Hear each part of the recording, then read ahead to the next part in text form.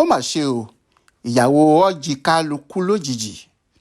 Gómìnà ìpínlẹ̀ Abia tẹ́lẹ̀ sẹ́nitọ̀ Orji Uzor Kalu ti kéde ikú ìyàwó rẹ̀ olóògbé Ifeoma Ada Kalu tó jáde láyé lọ́jọ́ ajé Monday ọ̀sẹ̀ yìí lẹ́nu ọdún 61.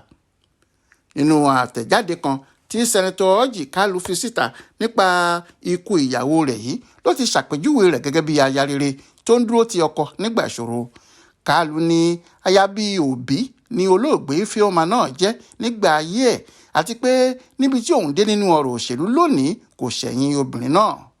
Ó kọ báyìí pé ó ṣeni láàánú pé ìyàwó mi jáde láyé láìpẹ́ yìí. Òjijì ní ìròyìn ikú rẹ̀ jẹ́ fún mi pàápàá, ọkàn mi sì gbọgbẹ́ gidi gan. Mo ń rọ àwọn olólùfẹ́ mi gbogbo pé kí wọ́n máa rántí Ifeoma nínú àdúrà pé kí Ọlọ́run bá mi tẹ́ ẹ sáfẹ́fẹ́ rere. Ó ní àwọn ètò ìsìnkú fún olóògbé Ifeoma Ada Kalu yóò wáyé nílé rẹ̀ kan tó wà nílùú òyìnbó níbi tó kú sí.